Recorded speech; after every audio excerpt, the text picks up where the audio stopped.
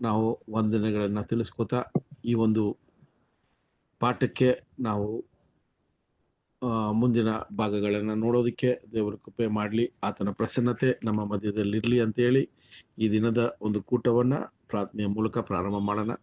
ನಮ್ಮ ಮೋಹನ್ ರಾಜ್ ಸಹೋದರರು ಪ್ರಾರ್ಥನೆ ಮೂಲಕ ಈ ಒಂದು ಕೂಟವನ್ನು ಪ್ರಾರಂಭ ಮಾಡಬೇಕು ಅಂತ ಕೇಳ್ಕೊತೀನಿ. ಓಕೆ ಬ್ರದರ್, ಪ್ರಾರ್ಥನೆ ಮಾಡಿಕೊಳ್ಳೋಣ. ನಮ್ಮನ್ನ ಅತಿ ಹೆಚ್ಚಾಗಿ ಪ್ರೀತಿ ಮಾಡಿದಂತ ಪರಲೋಕದ ಜೀವುಳ್ಳ ನಮ್ಮ ತಂದೆಯಾದ ದೇವರೇ, ಮತ್ತೊಂದು ಆರ್ತಿ ನಿನಗೆ ಕೃತಜ್ಞತೆಯನ್ನು ಸಲ್ಲಿಸ್ತೇವೆ. ಕಳೆದ ದಿನವೆಲ್ಲ ನಮ್ಮನ್ನೆಲ್ಲರನ್ನ ಅದ್ಭುತಕರವಾದ ರೀತಿಯಲ್ಲಿ ನಡೆಸಿ ಆರೋಗ್ಯ ಭಾಗ್ಯದಿಂದಿಟ್ಟು ಜೀವಿತರ ಒಂದು ಸಂಖ್ಯೆಯಲ್ಲಿ ಎಣಿಸಿ ತಿರುಗೊಂದು ಆರ್ತಿ ದಿನದ ಈ ಸಾಯಂಕಾಲ ವೇಳೆಯಲ್ಲಿ ಮತ್ತೊಂದು ಆವೃತ್ತಿ ನಿನ್ನ ಸತ್ಯವೇದ ಅಧ್ಯಯನಕ್ಕೆ ನಾವೆಲ್ಲರೂ ಸೇರಿ ಬರುವಂತೆ ಕೃಪೆ ಮಾಡಿದ್ದೆ, ನಿನಗೆ ಸ್ತೋತ್ರ.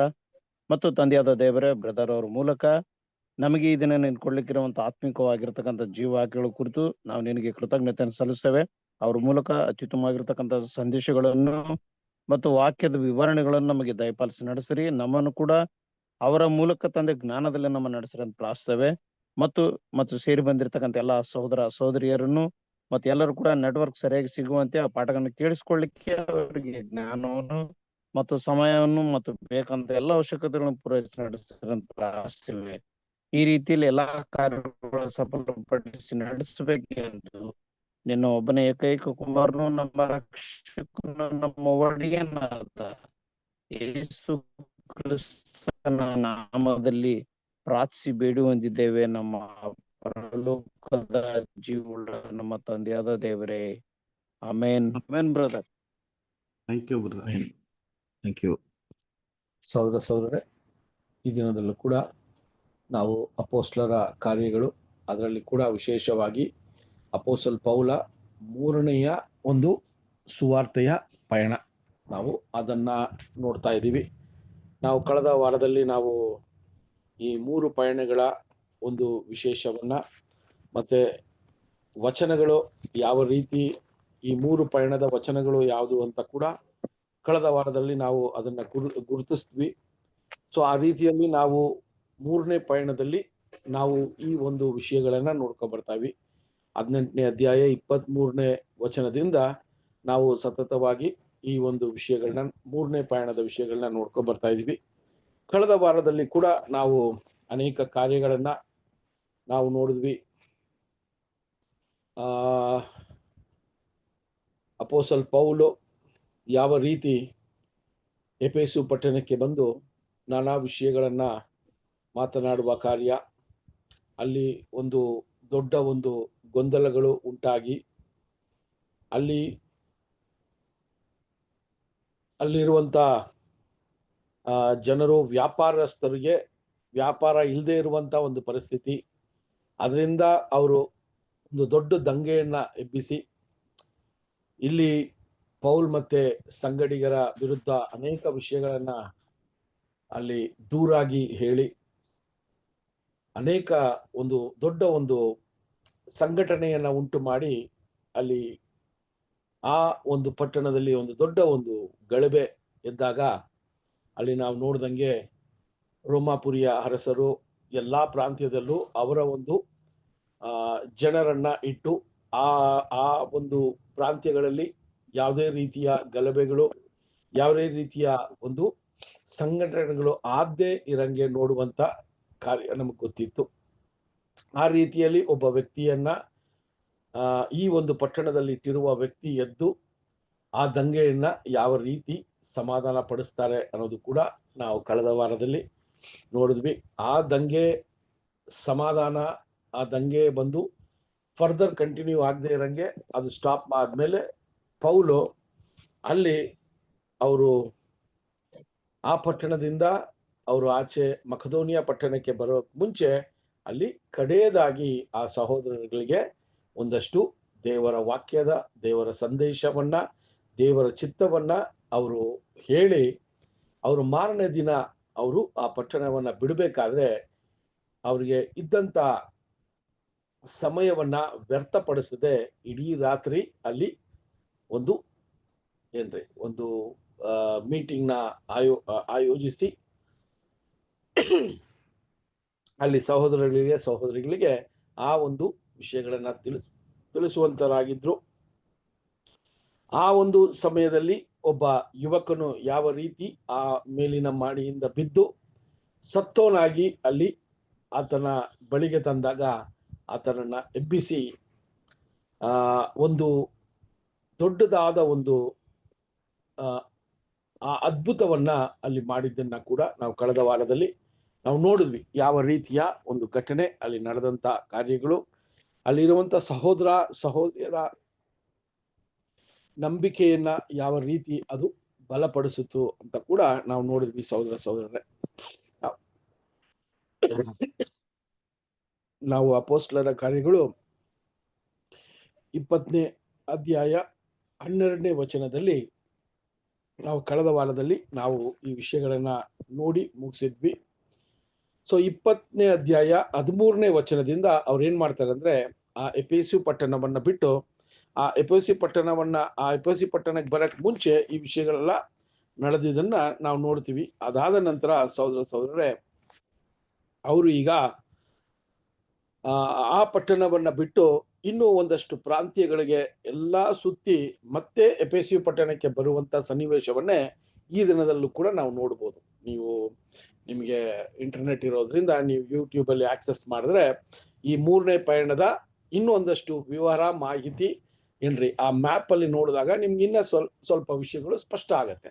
ಸೊ ಅದನ್ನ ಕೂಡ ನೀವು ದಯವಿಟ್ಟು ಆ ಒಂದು ವಿಷಯವನ್ನ ಮಾಡ್ರಿ. ಯಾಕಂದ್ರೆ ತುಂಬಾ ಮುಖ್ಯವಾಗಿ ಸಹೋದರರೇ, ನಾವು ವಿಚಾರಗಳನ್ನ ಕೇಳಿದಾಗ, ಯಾರಾದ್ರೂ ಒಬ್ರು ವಿಷಯಗಳನ್ನ ಮಾತನಾಡಿದಾಗ ತುಂಬಾ ಮುಖ್ಯವಾಗಿ ಈ ಒಂದು ಸತ್ಯವೇದ ವಿದ್ಯಾರ್ಥಿಗಳು ಮಾಡುವಂತ ಕೆಲಸ, ಮತ್ತೆ ಆ ವಿಚಾರವನ್ನ ಅವರು ಸ್ವಯಂ ಕೂತು ಆ ವಿಚಾರಗಳು ಈ ರೀತಿ ಇದೆಯಾ ಅಂತ ಪರಿಶೀಲನೆ ಮಾಡುವಂತ ಒಂದು ವಿಷಯವನ್ನ ನಮ್ಮ ಜೀವನದಲ್ಲಿ ನಾವು ಅಳವಡಿಸ್ಕೋಬೇಕು. ಯಾಕಂದ್ರೆ ನಾವು ಇದ್ದಂತ ಬೇರೆ ಬೇರೆ ಒಂದು ನಂಬಿಕೆಯಲ್ಲಿದ್ವಿ, ಬೇರೆ ಬೇರೆ ಪಂಗಡಗಳಲ್ಲಿ ಇದ್ವಿ. ಅಲ್ಲಿ ಯಾರು ಮಾತನಾಡಿದ್ರು ಕೂಡ ಅದನ್ನ ಸ್ವೀಕಾರ ಮಾಡುವ ಒಂದು ಪರಿಸ್ಥಿತಿಯಲ್ಲಿ ಇದ್ವಿ. ಅವ್ರು ಹೇಳಿದ್ದೇ ವೇದವಾಕ್ಯ ಅಂತ ಇದ್ವಿ. ಆದರೆ ಸಹೋದರರೇ, ಅದನ್ನೆಲ್ಲ ಬಿಟ್ಟು ನಾವು ಈ ಸತ್ಯದ ಬೆಳಕಿಗೆ ಬಂದಾಗ ಅದೇ ಮನಸ್ಥಿತಿಯನ್ನ ನಾವು ಕಂಟಿನ್ಯೂ ಮಾಡಿಬಿಟ್ರೆ ನಾವೇನಾಗೋಗ್ತೀವಿ, ನಾವು ಕೂಡ ಇನ್ನೂ ಆ ಒಂದು ಯಾವುದು ಸರಿ ಯಾವುದು ತಪ್ಪು ಅಂತ, ಅಥವಾ ಯಾವುದು ಸತ್ಯವಾಕ್ಯಕ್ಕೆ ಅನುಗುಣವಾಗಿದೆ ಅಂತ ನಾವು ವಿಂಗಡಿಸಿ ಪರಿಶೀಲನೆ ಮಾಡೋದಕ್ಕೆ ನಮಗೆ ಆಗಲ್ಲ. ಆವಾಗ ನಾವು ಆ ಒಂದು ವಿಶ್ವಾಸದಲ್ಲಿ ಇನ್ನೂ ಹೆಚ್ಚಾಗಿ ಬೆಳೆಯೋದಕ್ಕೆ ಸಾಧ್ಯತೆಗಳು ಕಡಿಮೆ ಆಗುತ್ತೆ. ಅದರಿಂದನೇ ನಾವು ಯಾವುದೇ ವಿಚಾರಗಳನ್ನ ಮಾತನಾಡೋದನ್ನ ಕೇಳಿದಾಗ ಮತ್ತೆ ನೀವು ಅದೇ ವಿಷಯವನ್ನ ಓದಿ ನೀವು ಮತ್ತೆ ಮೆಡಿಟೇಟ್ ಮಾಡಿ, ವಿಷಯಗಳು ಈ ರೀತಿ ಇದೆಯಾ ಸತ್ಯವೇದದಲ್ಲಿ, ಮತ್ತೆ ಈ ರೀತಿಯ ವಿಚಾರಗಳಿಂದ ದೇವರು ಯಾವ ರೀತಿ ಯೋಜನೆಯನ್ನ ಇಟ್ಟಿದ್ದಾರೆ ಅಂತ ಕೂಡ ನೀವು ಪರಿಶೀಲನೆ ಮಾಡುವಂಥದ್ದು ದೇವರು ನಿಮಗೆ ಕೊಟ್ಟಂತ ಒಂದು ದೊಡ್ಡ ಜವಾಬ್ದಾರಿ. ಈ ಒಂದು ಹಂಗಿನಲ್ಲಿ ಅಥವಾ ಈ ಒಂದು ರೀತಿಯಲ್ಲಿ ನೀವು ಈ ಸ್ಟಡಿಯನ್ನ ಮಾಡಿದ್ರೆ ಅದು ನಿಮ್ಗೆ ಯಾವಾಗ್ಲೂ ನಿಮ್ಮ ಮನಸ್ಸಲ್ಲಿ ಅದು ಉಳ್ಕೋತದೆ. ಯಾಕಂದ್ರೆ ನಾವು ನೋಡಿದ್ರೆ ಮರ್ತೋಯ್ತೀವಿ ಅಲ್ವಾ, ನಾವು ಕೇಳಿದ್ರೆ ಎಷ್ಟೋ ಸರಿ ಮರ್ತೋಯ್ತೀವಿ. ಆದ್ರೆ ಸ್ವಯಂ ನಾವೇ ಕೂತು ಒಂದು ವಿಷಯವನ್ನ ಪರಿಶೀಲನೆ ಮಾಡಿ ಓದಿದಾಗ ನಿಜವಾಗ್ಲೂ ದೇವರು ಎಲ್ರಿಗೂ ದೇವರ ಆತ್ಮವನ್ನ ಕೊಟ್ಟಿದ್ದಾರೆ. ನಾವು ಎಷ್ಟು ಆ ಒಂದು ವಿಚಾರದಲ್ಲಿ ನಮ್ಮನ್ನೇ ನಾವು ಸಮರ್ಪಣೆ ಮಾಡಿ ಆ ವಿಚಾರವನ್ನ ಇನ್ನೂ ದೇವರು ನನಗೆ ತಿಳಿಸ್ಬೇಕು ಅನ್ನುವ ಒಂದು ಬೆಳಕಿಗೆ ನಾವು ಹುಡುಕಿದಾಗ ದೇವರು ನಿಜವಾಗ್ಲೂ ನಮಗೆ ಅದಕ್ಕೆ ಆಗುವಂತ ವಿಷಯಗಳನ್ನ ನಾನಾ ರೀತಿಯಲ್ಲಿ ಅದನ್ನ ಕೊಡ್ತಾರೆ. ಸೊ ಇದನ್ನ ನಮ್ಮ ಮನಸ್ಸಲ್ಲಿ ಯಾವಾಗ್ಲೂ ಇಟ್ಕೋಬೇಕ್ರಿ. ಯಾಕಂದ್ರೆ ನಾವು ಬೈಬಲ್ ಸ್ಟೂಡೆಂಟ್ಸ್ ಅಂತ ಹೇಳಿದಾಗ ನಾವು ವಿದ್ಯಾರ್ಥಿಗಳಾಗಿ ವಿಷಯಗಳನ್ನ ಓದುವರಾಗಿರ್ಬೇಕು ಅಲ್ವಾ. ನಾನು ಪ್ರಾಕ್ಟಿಕಲ್ ಆಗಿ ಓದಿ ನಾನು ಆ ಸತ್ಯದ ವಿಷಯಗಳಲ್ಲಿ ನಿರ್ಧಾರಗಳನ್ನ ಸರಿಯಾಗಿ ತಗೊಂಡು ವಿಶ್ವಾಸದಲ್ಲಿ ನೆಲೆಗೊಳ್ಳಬೇಕು. ಇದು ಮುಖ್ಯವಾದ. ಸೊ ಅದನ್ನ ನಮ್ಮ ಮನಸ್ಸಲ್ಲಿ ಇಟ್ಕೋಬೇಕು ಸಹೋದರ. ಸೊ ಆ ರೀತಿಯಲ್ಲಿ ನಾವು ನೋಡುವಾಗ ಇಲ್ಲಿ ಅಪೊಸ್ತಲ ಪೌಲ್ ಈಗ ಆ ಒಂದು ಪ್ರಾಂತ್ಯವನ್ನ ಬಿಟ್ಟು ಎಲ್ಲೆಲ್ಲ ಹೋಗಿ ಮತ್ತೆ ಅವರು ಎಫೆಸಿಗೆ ಬರುವಂತ ಒಂದು ಸನ್ನಿವೇಶವನ್ನ ನಾವು ಈ ದಿನದಲ್ಲಿ ಪ್ರಾರಂಭದಲ್ಲಿ ನೋಡೋಣ. ಸೊ ಅಪೋಸ್ಲರ ಕಾರ್ಯಗಳು 20ನೇ ಅಧ್ಯಾಯ 13ನೇ ವಚನವನ್ನು ನೋಡೋಣ. ಅಪೋಸ್ಲರ ಕಾರ್ಯಗಳು 20ನೇ ಅಧ್ಯಾಯ 13ನೇ ವಚನ. ಪೌಲನು ಮಿಲೇತ ದ್ವೀಪಕ್ಕೆ ಹೋದದ್ದು. ನಾವು ಮೊದಲೇ ಅಲ್ಲಿಗೆ ಹೋಗಿ ಅಸ್ಸೋಸಿನಲ್ಲಿ ಪೌಲನನ್ನು ತಮ್ಮೊಂದಿಗೆ ಹತ್ತಿಸಿಕೊಳ್ಳಬೇಕೆಂದು ಸಮುದ್ರ ಪ್ರಯಾಣ ಮಾಡಿದೆವು. ಪೌಲನು ಹಾಗೆಯೇ ನಮಗೆ ಅಪ್ಪಣೆ ಮಾಡಿ ತಾನು ಕಾಲುನಡಿಗೆಯಾಗಿ ಹೋಗಬೇಕೆಂದು ಮನಸ್ಸು ಮಾಡಿದ್ದನು. ಓಕೆ ರೀ. ಸೊ ಇಲ್ಲಿ ನೋಡುವಾಗ ಈ ವಚನಗಳನ್ನ ನೋಡುವಾಗ ನಾವು ಅನ್ನುವ ಒಂದು ವಿಷಯವನ್ನ ಇಲ್ಲಿ ಗಮನಿಸ್ತೀವಿ. ಸೊ ಇದು ನಾವು ಅಂತ ಹೇಳುವಾಗ ನಮ್ಗೆಲ್ರೂ ಗೊತ್ತಿರೋ ರೀತಿಯಲ್ಲಿ ಈ ಅಪೋಸ್ಲರ ಕಾರ್ಯಗಳನ್ನ ಬರೆದವರು ಲೂಕ್ ಅಲ್ವಾ. ಸೊ ಆ ಲೂಕನು ಈ ಒಂದು 3ನೇ ಪಯಣದಲ್ಲಿ ಪೌಲ ಜೊತೆ ಇದ್ದಿರುವ ಒಂದು ವಿಶೇಷತೆಯನ್ನೇ ಈ ಒಂದು ವಚನಗಳಲ್ಲಿ ನಾವು ಸ್ಪಷ್ಟವಾಗಿ ನೋಡಬಹುದು. ನಾವು ಏನ್ ಮಾಡ್ತಾರೆ, ಪೌಲಿಗಿಂತ ಮುಂಚಿತವಾಗಿ ಅಸೋಸೋ ಪಟ್ಟಣಕ್ಕೆ ಅವರು ಹೋಗುವಂತ ಒಂದು ಪ್ರಯತ್ನವನ್ನ ಅಥವಾ ಒಂದು ನಿರ್ಧಾರವನ್ನ ತಗೊಂಡು ಅವ್ರು ಹೋಗ್ತಾರೆ. ಆದರೆ ಅಲ್ಲಿ ವಚನ ನೋಡ್ಬೇಕಾದ್ರೆ ಸಹೋದರರೇ, ಪೌಲನು ಆ ಒಂದು ಹಡಗಲ್ಲಿ ಅಥವಾ ಆ ಒಂದು ನೀರಿನಲ್ಲಿ ಪಯಣ ಮಾಡದೆ ಅವರು ನಡೆದು ಆ ಪಟ್ಟಣಕ್ಕೆ ಬರುವ ಒಂದು ನಿರ್ಧಾರವನ್ನ ಮಾಡಿದ್ರು ಅನ್ನೋದನ್ನ ನೋಡ್ತೀವಿ ಸಹೋದರರೇ. ಸೊ ಈ ವಿಚಾರಗಳನ್ನ ನೋಡ್ಬೇಕಾದ್ರೆ ಸಹೋದರರೇ, ಈ ಸುವಾರ್ತೆಯ ಒಂದು ವಿಚಾರದಲ್ಲಿ ದೇವರು ಕೊಟ್ಟಂತ ಅವಕಾಶವಲ್ಲಿ ಯಾವುದೇ ಒಂದು ಅವಕಾಶ ಕೊಟ್ಟರು ಕೂಡ ನಾವು ಯಾವ ರೀತಿ ಅದಕ್ಕೆ ನಮ್ಮನ್ನೇ ತಗ್ಗಿಸಿ ಯಾವ ರೀತಿ ನಾವು ದೇವರ ಅಥವಾ ದೇವರು ಅಪೇಕ್ಷಿಸುವ ಆ ಒಂದು ಗುಣಗಳನ್ನ ನಾವು ತೋರಿಸೋರಾಗಿರ್ಬೇಕು ಅಂತ ಕೂಡ ನಾವು ನೋಡ್ತೀವಿ. ಆ ರೀತಿಯಲ್ಲಿ ಪೌಲು ಏನ್ರಿ ಒಂದು ಕಂಫರ್ಟಬಲ್ ಆಗಿ ಒಂದು ಹಡಗಲ್ಲೇ ಹೋಗಿ ಆ ಜಾಗ ಸೇರ್ಬೋದು. ಆದರೆ ಅವರು ಯಾವ ರೀತಿಯ ಒಂದು ಛಲ ಮತ್ತೆ ಹುಮ್ಮಸ್ಸು ಅವರಲ್ಲಿತ್ತು ಅಂದ್ರೆ, ಅವರು ಕಾಲ್ದಾರಿಯಲ್ಲಿ ಹೋದ್ರೆ ಇನ್ನೂ ಅವ್ರಿಗೆ ಅನೇಕ ಅವಕಾಶಗಳು ಒಂದು ವೇಳೆ ಸತ್ಯವಾಕ್ಯವನ್ನ ಅಲ್ಲಿ ಹೇಳೋದಿಕ್ಕೆ ಅವಕಾಶಗಳು ಸಿಗಬಹುದು ಅಂತ ಹೇಳಿ ಅವ್ರು ಈ ಒಂದು ವಿಷಯವನ್ನ ಮಾಡಿದ್ರು ಅಂತ ಕೂಡ ನೋಡ್ತೀವಿ. ಸಹೋದರರೇ, ಯೋಚನೆ ಮಾಡಿ ನಾವು ನೋಡಿದ್ವಿ ಯಾವ ರೀತಿ ಪೌಲು ಇಡೀ ರಾತ್ರಿಯಲ್ಲಿ ಮಾತನಾಡಿ ಮಾರನೇ ದಿನ ನಿದ್ದೆಗೆಟ್ಟು ಈಗ ನಡೆಯೋ ಒಂದು ಪ್ರಯತ್ನವನ್ನ ಮಾಡ್ತಾರೆ. ಸಹೋದರರೇ, ಆ ನಿದ್ದೆ ಕಟ್ಟಿರುವ ಒಂದು ವ್ಯಕ್ತಿ ಅಲ್ಲಿ ನೋಡ್ಬೇಕಾದ್ರೆ ನಿದ್ದೆ ಇಲ್ಲದೆ ಅವರು ಮಾರನೇ ದಿನ ಇಮ್ಮಿಡಿಯೇಟ್ ಆಗಿ ಏನ್ ಮಾಡ್ತಾರೆ ಅಂದ್ರೆ ಅವರ ಪಯಣವನ್ನ ಪ್ರಾರಂಭ ಮಾಡ್ತಾರೆ. ಅದು ಕೂಡ ತುಂಬಾ ಸುಖವಾದ ಪಯಣ ಅಲ್ಲ. ಅಲ್ಲಿ ಸ್ವಲ್ಪ ರಿಸ್ಕ್ ತಗೊಂಡು ಅವರು ನಡೆಯೋ ಪ್ರಯತ್ನವನ್ನ ಮಾಡಿ ಆ ಒಂದು ಪಟ್ಟಣವನ್ನ ಸೇರುವ ಕಾರ್ಯವನ್ನ ನಾವು ನೋಡ್ತೀವಿ ಸಹೋದರ. ಸೊ ಆಗ್ಲೇ ಒಂದಷ್ಟು ಸಹೋದರಗಳು ಆ ಒಂದು ಪ್ರಾಂತಕ್ಕೆ ಹೋಗಿ ಪೌಲಗೋಸ್ಕರ ಕಾಯ್ತಾ ಇದ್ರು. ಅಲ್ಲಿಂದ ಪೌಲನನ್ನ ಎಲ್ಲಿ ಕರ್ಕೊಂಡು ಹೋದ್ರು ಅಂತ ನೋಡ್ಬೇಕಾದ್ರೆ 20ನೇ ಅಧ್ಯಾಯ 14ರಿಂದ 16 ವಚನಗಳು. 20ನೇ ಅಧ್ಯಾಯ 14ರಿಂದ 16 ವಚನಗಳನ್ನ ನಾವು ಓದೋಣ. ಅಸ್ಸೋಸಿನಲ್ಲಿ ಅವನು ನಮ್ಮನ್ನು ಕೂಡಿಕೊಂಡಾಗ ನಾವು ಅವನನ್ನು ಹಡಗಿನಲ್ಲಿ ಸೇರಿಸಿಕೊಂಡು ಮಿತಿಲೇನೆ ಪಟ್ಟಣಕ್ಕೆ ಹೊರಟೆವು. ಅಲ್ಲಿಂದ ಹೊರಟು ಮರುದಿನ ಕಿಯೋಸ್ ದ್ವೀಪಕ್ಕೆ ಎದುರಾಗಿ ಬಂದು ಅದರ ಮರುದಿನ ಸಾಮೋಸಿನ ಹತ್ತಿರ ಬಂದೆವು. ಮರುದಿನ ಮಿಲೇತಕ್ಕೆ ಸೇರಿದೆವು.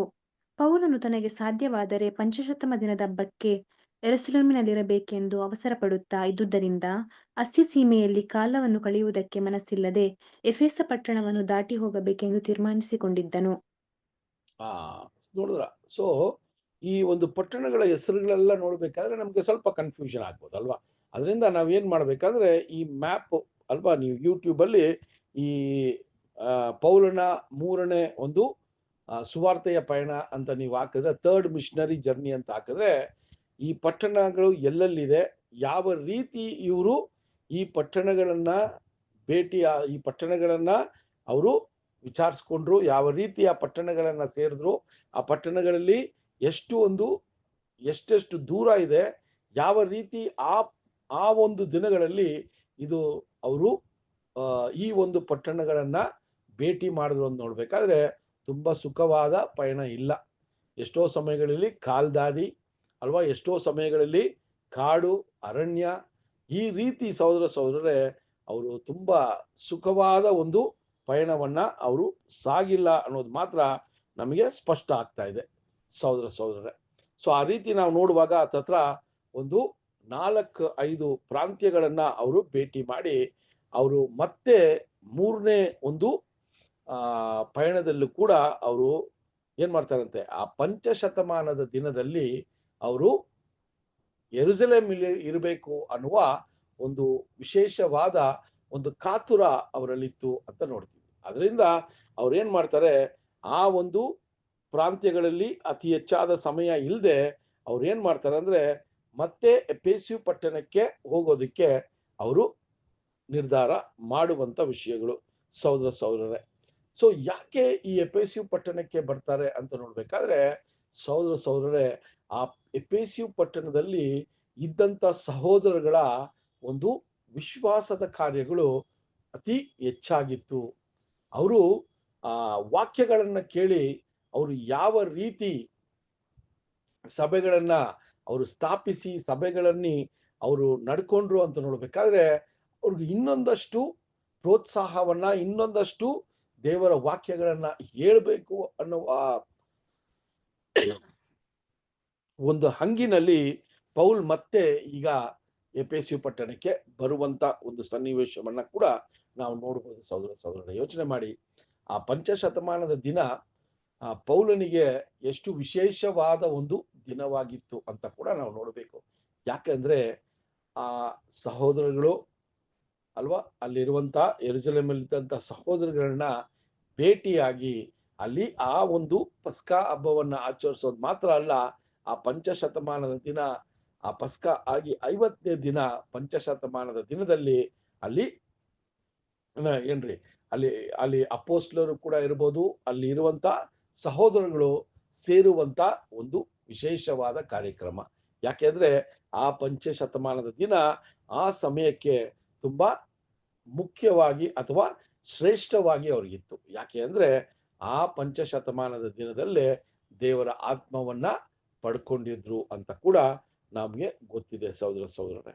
ಸೊ ಆ ರೀತಿಯಲ್ಲಿ ನೋಡ್ಬೇಕಾದ್ರೆ ಪೌಲನು ಆತನ ಒಂದು ಪಯಣದಲ್ಲಿ ಮತ್ತೆ ಎಫೆಸು ಪಟ್ಟಣಕ್ಕೆ ಬರುವ ಕಾರಣ ಏನು ಅಂದ್ರೆ ಸಹೋದರರೇ, ಆ ಎಫೆಸು ಪಟ್ಟಣವನ್ನ ನಡೆಸ್ತಾ ಇದ್ದಂತ ಸಹೋದರಗಳು ಯಾವ ರೀತಿ ಅವರು ಮತ್ತೆ ಈ ಸುವಾರ್ತೆಯ ವಿಷಯದಲ್ಲಿ ಅವರು ಕಂಟಿನ್ಯೂ ಮಾಡಬೇಕು ಅನ್ನುವ ಒಂದು ಆಲೋಚನೆಗಳನ್ನ ಅಲ್ಲಿ ಕೊಡುವಂತ ವಿಷಯ. ಅಲ್ಲಿ ಅವ್ರಿಗೆ ಅನೇಕ ವಿಷಯಗಳನ್ನ ಹೇಳುವಂತ ಒಂದು ಕಾರ್ಯ ಕೂಡ ಪೌಲನು ಮಾಡೋದನ್ನ ನಾವು ನೋಡ್ತೀವಿ ಸಹೋದರರೇ. ಅದು ಅಪೋಸ್ಲರ ಕಾರ್ಯಗಳು 20ನೇ ಅಧ್ಯಾಯ 17ನೇ ವಚನ ನೋಡೋಣ. 20ನೇ ಅಧ್ಯಾಯ 17ನೇ ವಚನ. ಅವನು ಮಿಲೇತದಿಂದ ಎಫೆಸಕ್ಕೆ ಇಳಿ ಕಳುಹಿಸಿ ಅಲ್ಲಿಯ ಸಭೆ ಹಿರಿಯರನ್ನು ಕರೆಸಿದನು. ನೋಡಿದ್ರ? ಸೊ ಈಗ ಎಫೆಸು ಪಟ್ಟಣಕ್ಕೆ ಬಂದು ಅವರು ಏನ್ ಮಾಡ್ತಾರಂದ್ರೆ ಅಲ್ಲಿರುವಂತ ಆ ಸಭೆಯಲ್ಲಿರುವಂತ ಆ ಸಭೆಯನ್ನ ನಡೆಸ್ತಾ ಇರುವಂತ ಸಹೋದರಗಳಿಗೆ ಒಂದು ಕರೆಯನ್ನ ಕೊಡ್ತಾರೆ. ಕರೆಯನ್ನ ಕೊಟ್ಟುಬಿಟ್ಟು ಅವ್ರಿಗೆ ಫೈನಲ್ ಆಗಿ ಅಲ್ವಾ ಒಂದು ವಿಷಯವನ್ನ ಹೇಳಿ ಅಲ್ಲಿಂದ ಅವರು ಕಂಟಿನ್ಯೂ ಮಾಡ್ತಾರೆ ಜರ್ನಿನ. ಸೊ ಆ ಒಂದು ಕನ್ಕ್ಲೂಷನ್ ಅಥವಾ ಆ ಒಂದು ಫೈನಲ್ ಆಗಿ ಹೇಳುವಂತ ವಿಷಯ ಏನು ಅಂದ್ರೆ, ನಾನು ಮತ್ತೆ ನಿಮ್ಮನ್ನ ಭೇಟಿಯಾಗಕ್ಕೆ ಬರಕ್ಕೆ ಸಾಧ್ಯ ಆಗಲ್ಲ ಅಂತ ಹೇಳ್ತಾರೆ. ಅದರಿಂದ ಇಷ್ಟು ವಿಚಾರಗಳನ್ನ ನೀವು ಈ ಸಭೆಗಳಲ್ಲಿ ನೀವು ಮುಖ್ಯವಾದ ಸ್ಥಾನ ವಹಿಸಿರುವವರು ನೀವು ಈ ರೀತಿ ಸಭೆಯಲ್ಲಿ ಇರಬೇಕು ಅನ್ನುವ ಒಂದು ವಾರ್ನಿಂಗ್ ನ ಅಥವಾ ಒಂದು ಸಜೆಷನ್ ನ ಒಂದು ಕೌನ್ಸಿಲಿಂಗ್ ನ ಕೊಡ್ತಾರೆ. ಯಾವ ರೀತಿ ಇರಬೇಕು ಅಂತ ಹೇಳ್ಬೇಕಾದ್ರೆ ಪೌಲು ಒಂದು ಮಾದರಿಯಾಗಿ ಇದ್ರು ಅಲ್ವಾ.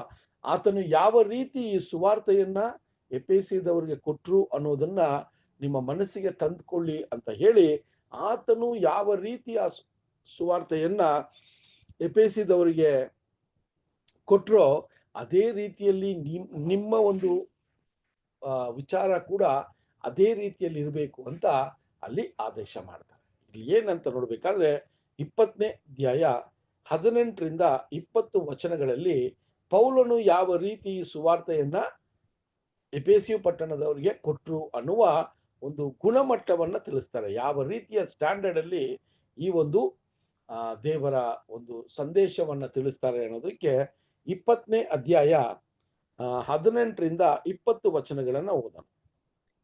ಅವರು ಅವನ ಬಳಿಗೆ ಬಂದಾಗ ಅವರಿಗೆ ಅವನು ಹೇಳಿದ್ದೇನೆಂದರೆ, ನಾನು ಅಸ್ಯ ಸೀಮೆಯಲ್ಲಿ ಕಾಲಿಟ್ಟ ಮೊದಲನೇ ದಿನದಿಂದ ನಿಮ್ಮ ಮಧ್ಯೆ ಎಲ್ಲ ಕಾಲಗಳಲ್ಲಿಯೂ ಹೇಗೆ ನಡೆದುಕೊಂಡೆನೆಂಬುದನ್ನು ನೀವೇ ಬಲ್ಲಿರಿ.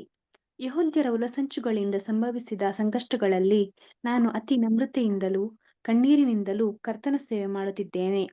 ನಾನು ನಿಮಗೆ ಹಿತಕರವಾದದ್ದೆಲ್ಲವನ್ನು ಹೇಳುವುದಕ್ಕೂ ಸಭೆಯಲ್ಲಿಯೂ ಮನೆ ಮನೆಯಲ್ಲಿಯೂ ಉಪದೇಶಿಸುವುದಕ್ಕೂ ಹಿಂತೆಗೆಯದೆ. ಇಲ್ಲಿ ನಾವು ನೋಡಿದಾಗ ಸಹೋದರರೇ, ಪೌಲು ಒಂದು ಸಾಕ್ಷಿಯಾಗಿ ಎಫೆಸಿ ಸಭೆಗೆ ಇದ್ರು ಅನ್ನೋಕ್ಕೆ ಈ ಒಂದು ವಾಕ್ಯಗಳೇ ಕಾರಣ ಅಲ್ವಾ. ಒಂದು ಸಭೆಯನ್ನ ನಡೆಸುವ ಅಥವಾ ಸಭೆಯನ್ನ ಸ್ಥಾಪಿಸಿದ ಪೌಲನು ಆತನ ಒಂದು ಅನುಭವವನ್ನ ಇಲ್ಲಿ ಹೇಳೋದನ್ನ ನಾವು ನೋಡ್ತೀವಿ. ಎಲ್ರಿಗೂ ನಮ್ಗೆಲ್ರಿಗೂ ಈ ವಿಚಾರಗಳು ತುಂಬಾ ಮುಖ್ಯವಾಗಿದೆ. ಸಭೆಗಳಲ್ಲಿ ನಾನಾ ಕೆಲಸಗಳನ್ನ ಮಾಡ್ತೀವಿ. ಸಭೆಗಳಲ್ಲಿ ಸಹೋದರಿಯರು ನಾನಾ ವಿಚಾರದಲ್ಲಿ ಏನ್ ಮಾಡಿರ್ತಾರೆ, ಅವರು ಕೆಲಸಗಳನ್ನ ಮಾಡ್ತಾರೆ. ಹಾಡು ಹೇಳೋದ್ರಿಂದ ಹಿಡಿದು ಅನೇಕ ವಿಚಾರಗಳು ಅಲ್ವಾ. ಸೊ ಇಲ್ಲಿ ಎಲ್ಲ ಕೂಡ ಪೌಲನ ಒಂದು ವಿಶೇಷವಾದ ಒಂದು ಗುಣಲಕ್ಷಣಗಳನ್ನ ನೋಡ್ಬೇಕಾದ್ರೆ ಸಹೋದರ ಅವರು ಹೇಳಿದ್ದಾರೆ, ನಾನು ಆಸಿಯಾ ಪ್ರಾಂತ್ಯಕ್ಕೆ ಬಂದಾಗ ಫಸ್ಟು ಈ ಎಫೆಸ ಪಟ್ಟಣವನ್ನ ಭೇಟಿಯಾದಾಗ ಅವ್ರು ಹೇಳ್ತಾರೆ, ಎಲ್ಲಾ ಒಂದು ಸಂದರ್ಭಗಳಲ್ಲೂ ನಾನು ನಿಮ್ಮ ಸಂಗಡ ಇದ್ದೆ ಅಂತ ಹೇಳ್ತಾರೆ. ಆಲ್ ಸೀಸನ್ಸ್ ಅಂತ ಹೇಳ್ತಾರೆ. ಸೊ ಒಂದೊಂದ್ ಕಡೆ ಹತ್ತತ್ರ 3 ವರ್ಷ 2 ವರ್ಷ ಆ ರೀತಿ ಸುವಾರ್ತೆಯ ಪಯಣದಲ್ಲಿ ಅವ್ರ ಕಾಲವನ್ನ ಕಳೆದಿದ್ದು. ಹೋಗಿ 2 ದಿನ 3 ದಿನ ಇದ್ದು ಬಂದಿಲ್ಲ ರೀ. ಎಫೆಸಿ ಪಟ್ಟಣದಲ್ಲಿ ನೋಡ್ಬೇಕಾದ್ರೆ 3 ವರ್ಷ ಕಾಲ ಇದ್ರು ಅಂತ ನಮ್ಗೆ ಸತ್ಯವೇದವು ರೆಕಾರ್ಡ್ ಮಾಡುತ್ತೆ. ಆ ರೀತಿಯಲ್ಲಿ ಸಹೋದರರೇ ನಾವು ನೋಡುವಾಗ ಈ ಒಂದು ಸುವಾರ್ತೆಯನ್ನ ಅಥವಾ ದೇವರ ಒಂದು ವಿಚಾರವನ್ನ ಹೇಳೋದು ಮುಖ್ಯವಾದದ್ದೇ. ಅದರಿಂದ ಮುಖ್ಯವಾದದ್ದು ಆ ಒಂದು ಸುವಾರ್ತೆಯನ್ನ ಸಾರುವ ಮನುಷ್ಯನ ಮನಸ್ಥಿತಿ ಯಾವ ರೀತಿ ಇರಬೇಕು, ಮನುಷ್ಯನ ಗುಣಮಟ್ಟ ಯಾವ ರೀತಿ ಇರಬೇಕು ಅಂತಾನೆ ಪೌಲು ಇದಕ್ಕೆ ಒಂದು ಸಾಕ್ಷಿಯಾಗಿದ್ದಾರೆ.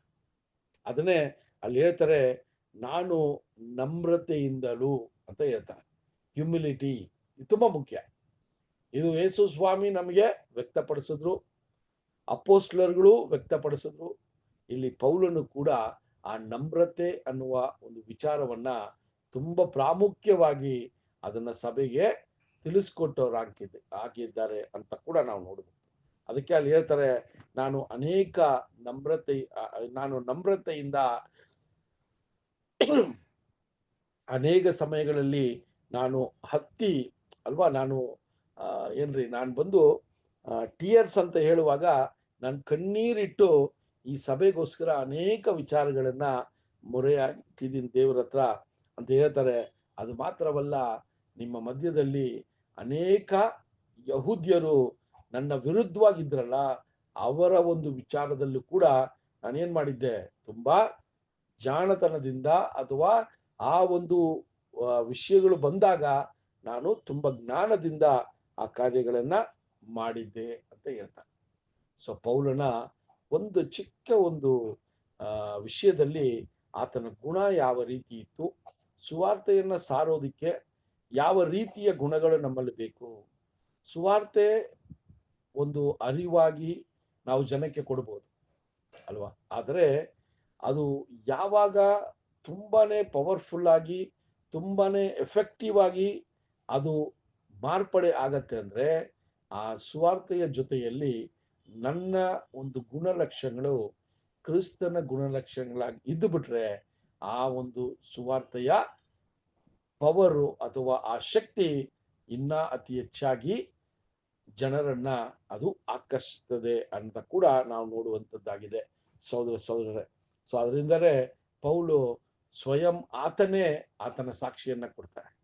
ನಾನು ನಿಮ್ಮ ಮುಂದೆ ಬಂದಾಗ ನಾನು ನಮ್ರತೆಯ ಒಂದು ಮನಸ್ಸಿನಲ್ಲಿ ನಾನು ಅತಿ ಹೆಚ್ಚಾದ ಒಂದು ಏನ್ರಿ ನಿಮ್ಮ ಮೇಲೆ ಇದ್ದಂತ ಪ್ರೀತಿಯಲ್ಲಿ ನಾನು ಏನ್ ಮಾಡಿದೆ ರೀ, ನಾನು ಬಂದು ದೇವರ ಹತ್ರ ನಿಮಗೋಸ್ಕರ ನಾನು ಪ್ರಾರ್ಥನೆ ಮಾಡಿದೆ ಅಂತ ಕೂಡ ಹೇಳುವಂತದ್ದಾಗಿದೆ. ಸೊ ಅದು ಮಾತ್ರವಲ್ಲ, ಅವರು 20ನೇ ವಚನದಲ್ಲಿ ನೋಡ್ಬೇಕಾದ್ರೆ ಸಹೋದರರೇ, ನಿಮಗೆ ನಿಮ್ಮ ರಕ್ಷಣೆಗೆ ಯಾವುದು ಒಳ್ಳೇದಾಗಿದೆಯೋ ಅದನ್ನ ಯಾವುದೂ ನಾನು ಮರೆಯಾಗಿಟ್ಟಿಲ್ಲ. ನಿಮ್ಮ ರಕ್ಷಣೆಗೆ ಯಾವ ಒಂದು ದೇವರ ವಾಕ್ಯವು ಪ್ರಾಮುಖ್ಯವಾಗಿದೆಯೋ, ಯಾವ ವಾಕ್ಯದಿಂದ ನಿಮ್ಮ ವಿಶ್ವಾಸ ಹೆಚ್ಚಾಗುತ್ತೋ ಅದನ್ನ ಯಾವುದೂ ಕೂಡ ನಾನು ತಡೆ ಕಟ್ಟದೆ ಅಲ್ವಾ, ಅದನ್ನ ನಾನು ನಿಮ್ಮಿಂದ ದೂರ ಮಾಡದೆ ಎಲ್ಲವನ್ನೂ ಹೇಳಿದ್ದೀನಿ ಅಂತ ಹೇಳ್ತಾರೆ. ಇದು ಸಭೆಯೊಳಗ ಮಾತ್ರ ಅಲ್ಲ, ಸಭೆಯಲ್ಲಿರುವ ಸಹೋದರರ ಒಬ್ಬೊಬ್ಬ ಮನೆಗೂ ಕೂಡ ನಾನು ಈ ಸುವಾರ್ತೆಯನ್ನ ನಾನು ಸಾರಿ ನಿಮ್ಮ ವಿಶ್ವಾಸವನ್ನ ಹೆಚ್ಚು ಮಾಡಿದ್ದೀನಿ ಅಂತ ಕೂಡ ಅಲ್ಲಿ ಹೇಳ್ತಾರೆ. ಸಹೋದರ ನೋಡ್ರಿ, ಅಲ್ಲಿ ನೆಕ್ಸ್ಟ್ ಬರುವಂತ ಆ ಎಲ್ಡರ್ಗೆ, ಆ ಒಂದು ಸಭೆಯನ್ನ ನಡೆಸುವಂತ ಸಹೋದರಗಳಿಗೆ ಎಂತ ಒಂದು ಬುದ್ಧಿ ಮಾತುಗಳನ್ನ ಹೇಳ್ತಾರೆ ಅಂದ್ರೆ, ಅಲ್ಲಿ ದೇವರಿಗೆ ನಾವು ಯಾವ ರೀತಿ ವಿಧೇಯರಾಗಿರ್ಬೇಕು, ಆ ವಿಧೇಯತ್ವದಿಂದ ಸಹೋದರರನ್ನ ಯಾವ ರೀತಿ ನಾವು ನಡೆಸಬೇಕು ಅಂತ ಅನೇಕ ವಿಷಯಗಳು ಇದರಲ್ಲಿ ಅಡಗಿರೋದನ್ನ ನಾವು ನೋಡ್ತೀವಿ ಸಹೋದರರೇ. ಸೊ ಆ ರೀತಿಯಲ್ಲಿ ನೋಡ್ಬೇಕಾದ್ರೆ ಅಲ್ಲಿ ಪೌಲನ ಒಂದು ಸರ್ವಿಸು ತುಂಬಾ ಮುಖ್ಯವಾಗಿತ್ತು ಸಹೋದರರೇ. ಆ ರೀತಿಯಲ್ಲಿ ಎಪೋಸಿಯು ಪಟ್ಟಣವನ್ನ ತುಂಬಾ ವಿಶೇಷವಾಗಿ ಪೌಲನು ಪರಿಗಣಿಸಿದ್ರು. ಅದಕ್ಕೋಸ್ಕರನೇ ಅವರು ಮತ್ತೆ ಯೆರೂಸಲೇಮ್ಗೆ ಹೋಗೋಕ್ಕಿಂತ ಮುಂಚೆ ಅವರು ಎಪೇಸಿಯು ಪಟ್ಟಣಕ್ಕೆ ಬಂದು ಆ ಸಭೆಯನ್ನ ಸ್ಥಿರಪಡಿಸ್ತಾರೆ. ಅದು ಮುಖ್ಯವಾದ ಒಂದು ವಿಷಯ ಸಹೋದರರೇ. ಸೊ ಅಲ್ಲಿ ನಾವು ನೋಡ್ಬೇಕಾದ್ರೆ ಸಹೋದರರೇ, ಅವರು ದೇವರ ವಿಚಾರದಲ್ಲಿ ಯಾವ ರೀತಿ ಅವರು ಇರಬೇಕು ಅನ್ನೋದನ್ನ ಕೂಡ ಅಲ್ಲಿ ನಾವು ನೋಡುವಂತರಾಗಿದೆ ಸಹೋದರರೇ. ಅದಕ್ಕೆ ಗಲಾತಿಯ ಸಭೆಗೆ ಬರೆಯುವಾಗ ಈ ವಿಚಾರಗಳನ್ನ ಬರೀತಾರೆ. ಆ ಮೈಂಡು ಯಾವ ರೀತಿ ಅಪೋಸ್ತಲರಲ್ಲಿ ಇತ್ತು ಅಂತ ನೋಡ್ಬೇಕಾದ್ರೆ, ಗಲಾತ್ಯರಿಗೆ ಬರೆದ ಪತ್ರಿಕೆ 4ನೇ ಅಧ್ಯಾಯ 19ನೇ ವಚನ ನೋಡೋಣ. ಗಲಾತ್ಯರಿಗೆ ಬರೆದ ಪತ್ರಿಕೆ 4ನೇ ಅಧ್ಯಾಯ 19ನೇ ವಚನ. ನನ್ನ ಪ್ರಿಯರಾದ ಮಕ್ಕಳು, ಕ್ರಿಸ್ತನ ಸಾರೂಪ್ಯವು ನಿಮ್ಮಲ್ಲಿ ಉಂಟಾಗುವ ತನಕ ನಾನು ನಿಮಗಾಗಿ ಪ್ರಸವ ವೇದನೆ ಪಡುತ್ತಿರುವೆನು. ನೋಡ್ರ, ಒಂದು ತಾಯಿ ಆದವಳು ಆ ಒಂದು ಮಗು ಆಕೆಯ ಹೊಟ್ಟೆಯಲ್ಲಿದ್ದಾಗ ಯಾವ ರೀತಿ ಅದನ್ನ ಪೋಷಣೆ ಮಾಡಿ ಅದನ್ನ ಪ್ರೊಟೆಕ್ಟ್ ಮಾಡಿ ಆ ಮಗು ಹುಟ್ಟೋ ತನಕ ಅವ್ರು ಯಾವ ರೀತಿ ಅವ್ರಿಗಿರುವಂತ ಎಲ್ಲಾ ವಿಷಯಗಳನ್ನ ತ್ಯಾಗ ಮಾಡಿ ಆ ಮಗು ಸರಿಯಾದ ರೀತಿಯಲ್ಲಿ ಹುಟ್ಟಬೇಕು ಅನ್ನುವ ಆ ಬೆಳವಣಿಗೆ ಆ ಹೊಟ್ಟೆಯಲ್ಲಿ ಆಗ್ಬೇಕು ಅಂತ ಅನೇಕ ತ್ಯಾಗಗಳನ್ನ ಮಾಡ್ತಾರೆ. ಅನೇಕ ರೀತಿಯ ವಿಷಯಗಳನ್ನ ಬಿಟ್ಟು ಕೊಡುತ್ತಾರೆ. ಯಾಕೆ ಅಂದ್ರೆ ಆ ಕೂಸು ಸರಿಯಾದ ರೀತಿಯಲ್ಲಿ ಅದು ಹುಟ್ಟಬೇಕು. ಆ ರೀತಿಯ ಒಂದು ಮನಸ್ಸನ್ನ ಪೌಲು ಸಭೆಗೆ ತೋರಿಸ್ತಾ ಇದ್ರು ಅಂತ ಹೇಳ್ತಾರೆ. ಅದಕ್ಕೆ ಕ್ರಿಸ್ತನು ನಿಮ್ಮಲ್ಲಿ ಉಂಟಾಗ್ಲಿ ಅಂತ ನಾನು ಅತಿ ಹೆಚ್ಚಾದ ಒಂದು ಗೋಳಾಟದಿಂದ ಅಥವಾ ಕಣ್ಣೀರಿಂದ ದೇವರ ಮುಂದೆ ನಿಮ್ಮನ್ನ ಪ್ರೆಸೆಂಟ್ ಮಾಡಿದ್ದೀನಿ ಅಂತ ಕೂಡ ಹೇಳ್ತಾರೆ ಸಹೋದರರೇ. ಸೊ ಯಾವ ರೀತಿಯ ಒಂದು ಮಾದರಿಯಾಗಿದ್ರು ಸಭೆಯನ್ನ ನಡೆಸೋದಿಕ್ಕೆ, ಯಾವುದೇ ರೀತಿಯ ಸ್ವಾರ್ಥತೆ ಇರಲಿಲ್ಲ, ಯಾವುದೇ ರೀತಿಯ ಹೆಮ್ಮೆಯ ವಿಷಯ ಇರಲಿಲ್ಲ, ಯಾವುದೇ ರೀತಿಯ ಜ್ಞಾನದ ಒಂದು ಜ್ಞಾನ ತುಂಬಾ ನನಗೆ ಇದೆ ಅಂತ ಹೇಳಿ ಇರುವಂತ ವಿಷಯ ಕೂಡ ಇರಲಿಲ್ಲ ಸಹೋದರರೇ. ಇದು ಒಬ್ಬೊಬ್ಬರು ಕೂಡ ತುಂಬಾ ಮುಖ್ಯವಾದದ್ದು. ಯಾವಾಗ ಆ ನಮ್ರತೆ ನಮ್ಮಿಂದ ಹೋಗ್ಬಿಡ್ತದೋ ಆವಾಗ ದೇವರು ನಮಗೆ ತುಂಬಾನೇ ಒಂದು ದೊಡ್ಡ ಒಂದು ಪಾಠಗಳನ್ನ ಹೇಳ್ಕೊಡೋಣ ಅಂತ ಆಗಿದ್ದಾರೆ. ಆ ಪಾಠಗಳಲ್ಲಿ ನಮ್ಮನ್ನ ಸರಿಪಡಿಸ್ಕೊಂಡಿಲ್ಲ ಅಂದ್ರೆ ಅವರು ಯಾವ ರೀತಿ ಇಸ್ರೇಲ್ ಜನಾಂಗವನ್ನ ಅವರು ಏನ್ ಮಾಡ್ಬಿಟ್ರಿ, ಅಲ್ಲಿ ಆ ಒಂದು ರಕ್ಷಣೆಯನ್ನ ಒಂದೇ ಇರಂಗೆ ಅವ್ರು ಕಾರಣರಾದ್ರು, ಅದೇ ರೀತಿ ನಾವು ಕೂಡ ಕಾರಣರಾಗಬಾರ್ದು ಅಂತ ಹೇಳಿ ಅನೇಕ ರೀತಿಯ ಒಂದು ಒಂದು ಹೆಲ್ಪ್ ಅನ್ನ ಮಾಡಿ ನಮಗೆ ಈ ವಿಷಯಗಳನ್ನ ತಿಳಿಸುವಂತದ್ದಾಗಿದೆ ಸಹೋದರ. ಸೊ ಆ ರೀತಿ ನಾವು ನೋಡ್ಬೇಕಾದ್ರೆ ಪೌಲನ ಒಂದು ಸೇವೆ ಎಷ್ಟು ತನ್ನನ್ನೇ ತಗ್ಗಿಸ್ಕೊಂಡು ಅಷ್ಟು ಗಮಾಲಿಯನ್ ಹತ್ರ ಏನ್ರಿ ಅನೇಕ ವಿಚಾರಗಳನ್ನ ತಿಳಿಸ್ಕೊಂಡ್ರು. ಅದು ಫಿಸಿಕ್ಸ್ ಆಗಿರ್ಲಿ, ಸೈನ್ಸ್ ಆಗಿರ್ಲಿ ಅಲ್ವಾ, ಮ್ಯಾಥಮೆಟಿಕ್ಸ್ ಆಗಿರ್ಲಿ, ಇದೆಲ್ಲ ಯೋಚನೆ ಮಾಡಿ ಇದೆಲ್ಲ ಓವರ್ ಆಲ್ ಆಗಿ ಅಲ್ಲಿ ತಿಳ್ಕೊಂಡಿರೋದು ಕೂಡ ಅವರು ಈ ಸತ್ಯದ ವಿಚಾರಕ್ಕೆ ಬಂದಾಗ ಅದೆಲ್ಲ ಕೂಡ ಕಸ ಅಂತ ಹೇಳುವಂತ ಒಂದು ಬೆಳವಣಿಗೆಯಲ್ಲಿ ಅವರಿದ್ರು ಅಂತ ಕೂಡ ನಾವು ನೋಡ್ತೀವಿ ಸಹೋದರರೇ. ಅದರಿಂದ ಈ ವಿಚಾರಗಳನ್ನ ಓದುವಾಗ ಅವರು ಆ ಒಂದು ಸಭಾನಾಯಕರನ್ನ ಕರೆದಾಗ ಅವ್ರಿಗೆ ಕೊಟ್ಟಂತ ಬುದ್ಧಿವಾದಗಳನ್ನ ನೋಡ್ಬೇಕಾದ್ರೆ ಅದು ಸಾಮಾನ್ಯ ಮನುಷ್ಯ ಯಾವ ರೀತಿ ಈ ಲೋಕದಲ್ಲಿ ಬದುಕಕ್ಕೆ ಅವನ ಪ್ರಯತ್ನಗಳಿರ್ತದೋ ಅದೇ ರೀತಿ ನೀವು ಕೂಡ ಆ ಸಾಮಾನ್ಯ ವ್ಯಕ್ತಿಯಾಗಿ ಜನರ ಮಧ್ಯದಲ್ಲಿ ನಿಮ್ಮ ಒಂದು ಗುಣಮಟ್ಟವನ್ನ ತೋರಿಸಿ ಆ ದೇವರ ಒಂದು ವಿಚಾರದಲ್ಲಿ ನೀವು ಮಾಡಿದಾಗ ನಿಮ್ಗೆ ಎಲ್ಲಾ ವಿಧವಾದ ಆಶೀರ್ವಾದಗಳನ್ನು ಅಂತ ಹೇಳುವಂತದ್ದಾಗಿತ್ತು ಸಹೋದರರೇ. ಅದರಿಂದ ಈ ವಿಚಾರಗಳನ್ನ ನೋಡುವಾಗ 21ನೇ ವಚನ ಕೂಡ ಓದೋಣ. ಅಪೊಸ್ತಲರ ಕಾರ್ಯಗಳು 20ನೇ ಅಧ್ಯಾಯ 21ನೇ ವಚನ. ಯಹೂದ್ಯರಿಗೂ ಗ್ರೀಕರಿಗೂ ಪಶ್ಚಾತ್ತಾಪ ಪಟ್ಟು ದೇವರ ಕಡೆಗೆ ತಿರುಗಿಕೊಳ್ಳಬೇಕಂತಲೂ ನಮ್ಮ ಕರ್ತನಾದ ಯೇಸುವಿನ ಮೇಲೆ ನಂಬಿಕೆಯಿಡಬೇಕಂತಲೂ ದೃಢವಾಗಿ ಬೋಧಿಸುವನಾಗಿದ್ದೇನು. ಇದೆಲ್ಲ ನಿಮಗೆ ತಿಳಿದಿದೆ. ಇಗೋ, ನಾನು ಈಗ ಪವಿತ್ರಾತ್ಮನ ನಿರ್ಬಂಧವುಳ್ಳವನಾಗಿ ಯೆರೂಸಲೇಮಿಗೆ ಹೋಗುತ್ತಿದ್ದೇನೆ. ಅಲ್ಲಿ ನನಗೇನು ಸಂಭವಿಸುವುದೋ ನಾನರಿಯೆನು.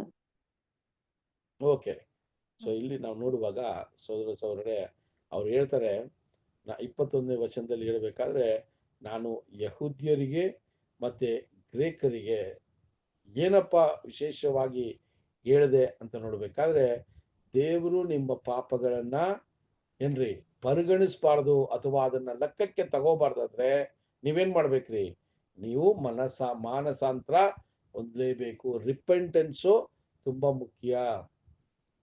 ಆ ಒಂದು ಪಾಪದ ಮಾರ್ಗದಿಂದ ಪರಿಶುದ್ಧತೆಯ ಮಾರ್ಗವಾಗಿ ನೀನು ಬರಬೇಕು ಅನ್ನೋದು ತುಂಬಾ ಮುಖ್ಯವಾದ ಕಾರ್ಯವಾಗಿದೆ ಅಂತ ಅಲ್ಲಿ ಒಂದು ವಿಷಯವನ್ನ ತುಂಬಾ ಸ್ಪಷ್ಟವಾಗಿ ಹೇಳುವಂತದ್ದಾಗಿದೆ ಸಹೋದರರೇ. ಅಲ್ಲಿ ಅದಕ್ಕೆ ಹೇಳ್ತಾರೆ, ನಿಮಗೆ ಕ್ಷಮಾಪಣೆ ಅಥವಾ ಫರ್ಗಿವ್ನೆಸ್ ನಿಮಗೆ ಬೇಕು ಅಂತ ಹೇಳ್ಬೇಕಾದ್ರೆ ಅಲ್ಲಿ ಹೇಳ್ತಾರೆ, ನೀವು ಪಶ್ಚಾತ್ತಾಪ ಪಡಬೇಕು.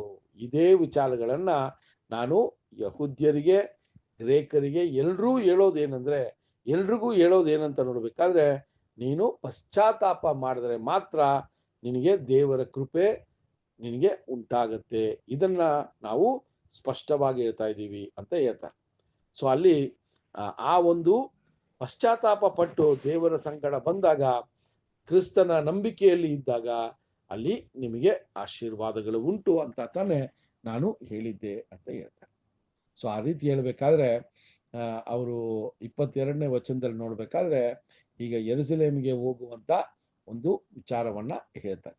ಸೊ ಅಲ್ಲಿ ನನಗೆ ಏನು ಸಂಭವಿಸ್ತದೋ ಅಂತ ನನಗೆ ಗೊತ್ತಿಲ್ಲ ಅಂತ ಹೇಳ್ತಾರೆ. ಆದ್ರೆ ಅಲ್ಲಿ ಪರಿಶುದ್ಧಾತ್ಮನ ಒಂದು ನಡುವಿಕೆಯಿಂದ ನಾನು ಏನಾಗಿದ್ದೇನ್ರಿ, ನಾನು ಆ ಬಂಧನದಲ್ಲಿ ಯಾವ ರೀತಿ ಅದನ್ನ ನಾನು ಸಹಿಸ್ಕೋಬೇಕು ಅನ್ನುವ ಒಂದು ವಿಚಾರವನ್ನ ಕೂಡ ನನಗೆ ದೇವರು ಕೊಟ್ಟಿದ್ದಾರೆ ಅಂತ ಹೇಳ್ತಾರೆ ಅಲ್ವಾ. ಅಲ್ಲಿ ನೋಡ್ಬೇಕಾದ್ರೆ ಸಹೋದರರೇ, ಆ ಒಂದು ಪರಿಶುದ್ಧಾತ್ಮನ ಒಂದು ಸಹಾಯದಿಂದ ಅಥವಾ ದೇವರ ಆತ್ಮದ ಸಹಾಯದಿಂದ ಎಲ್ಲಾ ಒಂದು ಪಟ್ಟಣಗಳಿಗೆ ಹೋಗಿ ನಾನು ಏನ್ರಿ ಆ ಒಂದು ಸತ್ಯದ ವಿಚಾರವಾಗಿ ಅಲ್ಲಿ ಅನೇಕ ವಿಷಯಗಳನ್ನ ಹೇಳುವರಾಗಿದ್ದೀನಿ ಅಂತ ಹೇಳ್ತಾರೆ ಸಹೋದರರೇ.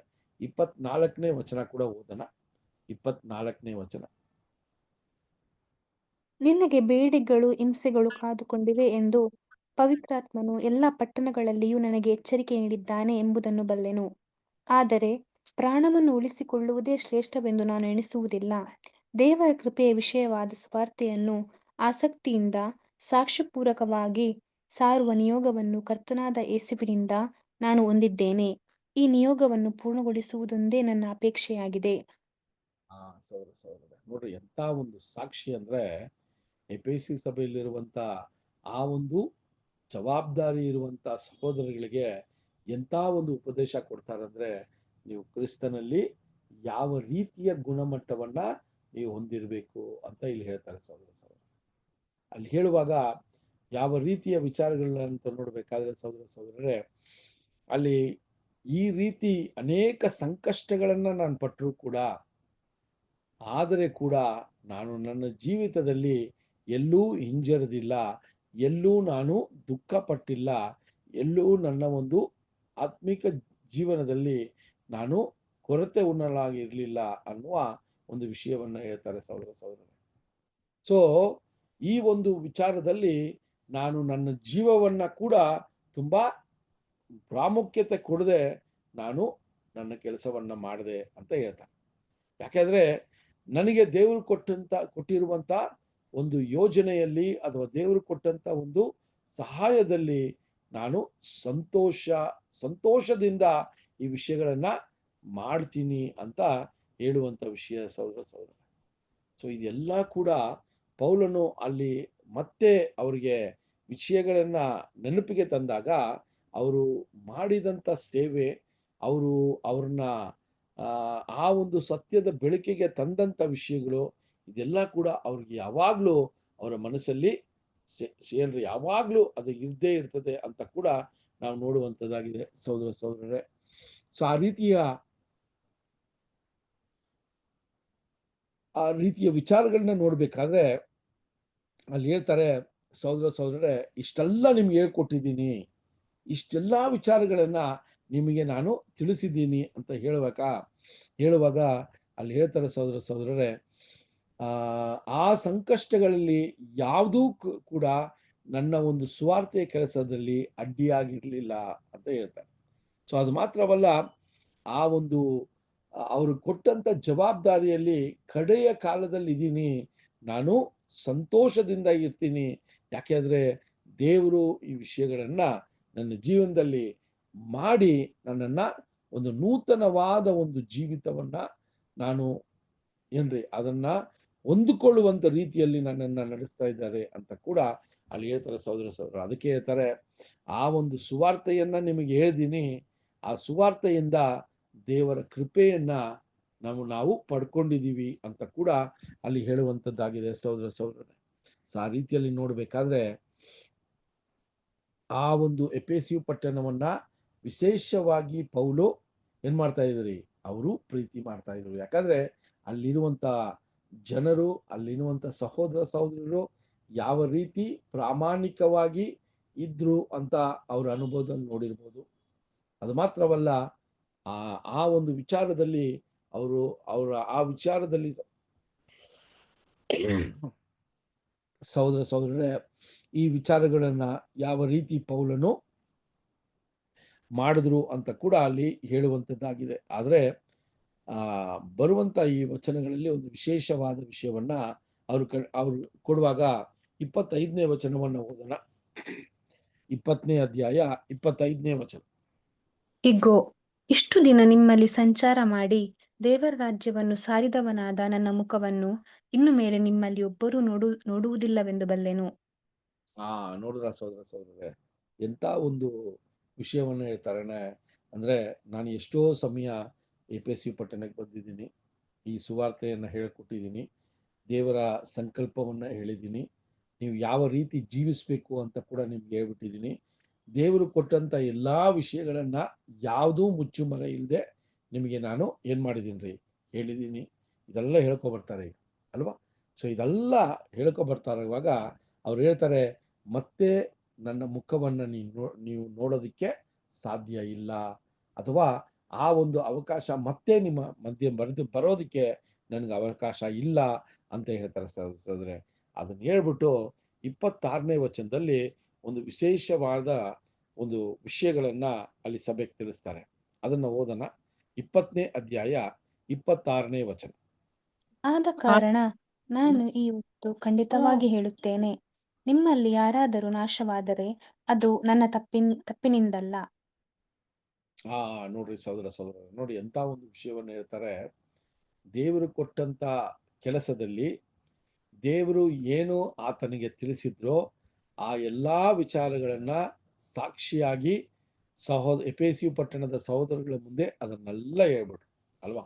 ಸೊ ಅದನ್ನೆಲ್ಲ ಹೇಳ್ತಾರೆ, ನೀವು ಒಂದು ವೇಳೆ ಈ ಒಂದು ಸತ್ಯದ ಮಾರ್ಗದಲ್ಲಿ ನೀವು ಬರದೇ ಇದ್ರೆ ಆ ನಿಮ್ಮ ಒಂದು ವಿಚಾರಕ್ಕೆ ನಾನು ಕಾರಣನಲ್ಲ ಅಂತ ಹೇಳ್ತಾರೆ ಸಹೋದರ ಸಹೋದರರೇ. ಸೊ ಈ ವಿಚಾರಗಳನ್ನ ಸ್ವಲ್ಪ ನೀವು ಪರಿಶೀಲನೆ ಮಾಡುವಾಗ ಹಳೆಯ ಒಡಂಬಡಿಕೆಯಲ್ಲಿ ದೇವರು ಎಜೇಕಿಯ ಪ್ರವಾದಿಯ ವಿಚಾರದಲ್ಲಿ ಈ ವಿಷಯಗಳನ್ನ ಹೇಳ್ತಾರೆ. ಯಾವ ರೀತಿ ಒಬ್ಬ ಆ ಸಭೆಯನ್ನ ನಡೆಸುವಂತ ಸಹೋದರಗಳು ಯಾವ ರೀತಿಯ ಮುಂದಾಲೋಚನೆ ಇರಬೇಕು, ಯಾವ ರೀತಿಯ ಒಂದು ದೇವರ ವಾಕ್ಯಗಳನ್ನ ಇನ್ನೂ ಅದನ್ನ ಆಳವಾಗಿ ಅದನ್ನ ಓದಬೇಕು.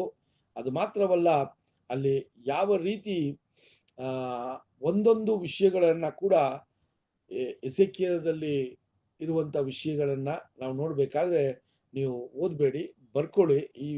ಈ ಒಂದು ವಿಷಯದಲ್ಲಿ ಯಾವ ರೀತಿ ಎಸೆಕಿಯಗೆ ದೇವರು ಒಂದು ವಾಚ್ಮನ್ ಅಂತ ಹೇಳ್ತಾರೆ ಅಲ್ವಾ. ವಚನಗಳನ್ನ ನೀವು ಎಸೆಕಿಯ ಪುಸ್ತಕದಲ್ಲಿ 33ನೇ ಅಧ್ಯಾಯ 1ರಿಂದ 20 ವಚನಗಳನ್ನ ಓದ್ ನೋಡಿ. ಅಲ್ಲಿ ಒಂದು ವ್ಯಕ್ತಿಯನ್ನ ಏನ್ರಿ ಆ ಒಂದು ವಾಚ್ಮನ್ ಆಗಿ ಅವ್ರನ್ನ ಆ ಕತ್ತಲಲ್ಲಿ ಕೂಡ ಅವ್ರನ್ನ ಏನ್ ಮಾಡ್ತಾರ್ರಿ, ಒಂದು ವಿಶೇಷಿತ ಒಂದು ಆಶೀರ್ವಾದವನ್ನ ಇಟ್ಟು ಆತನನ್ನ ಕರೆಯುವಂತ ಕಾರ್ಯ. ಸೊ ಎಸೇಕಿಯಲ್ ಕೂಡ ನಾವು ನೋಡ್ಬೇಕಾದ್ರೆ ಆ ಒಂದು ಇಸ್ರೇಲ್ ಜನಾಂಗಕ್ಕೆ ದೇವರು ಅನೇಕ ವಿಚಾರಗಳನ್ನ ಮಾಡಿದ್ರು ಕೂಡ ಅವರಲ್ಲಿ ನಂಬಿಕೆ ಅನ್ನೋದು ಸ್ವಲ್ಪ ಕೊರತೆನೇ ಇತ್ತು ಅಂತ ನೋಡ್ತೀವಿ.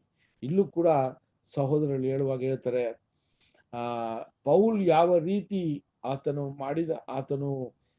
ತಯಾರಿ ಮಾಡಿದಂತ ವಿಷಯಗಳು ಅಥವಾ ಆತನು ದೇವರ ವಾಕ್ಯಗಳನ್ನ ಹೇಳುವಂತ ವಿಷಯಗಳು ಎಲ್ಲ ಕೂಡ ಯೇಸು ಸ್ವಾಮಿಯ ಮೂಲಕ ಈ ವಿಚಾರಗಳು ನಮಗೆ ಸಿಕ್ಕಿತ್ತು ಅಂತ ಕೂಡ ಹೇಳಿದ್ದಾರೆ ಸಹೋದರರೇ. ಅದರಿಂದ ಈ ವಿಚಾರಗಳನ್ನ ನೋಡ್ಬೇಕಾದ್ರೆ ಸಹೋದರರೇ ಈ ಕಾರ್ಯದಲ್ಲಿ ತುಂಬಾನೇ ನಾವು ಕೇರ್ಫುಲ್ ಆಗಿರ್ಬೇಕು. ಯಾಕಂದ್ರೆ ಇಲ್ಲಿ ಸಭೆಯನ್ನ ನಡೆಸುವ ಸಹೋದರರ ಮೇಲೆ ಎಷ್ಟು ಒಂದು ಜವಾಬ್ದಾರಿ ಇದೆ ಅಂತ ಕೂಡ ನಾವು ನೋಡ್ಬೇಕು.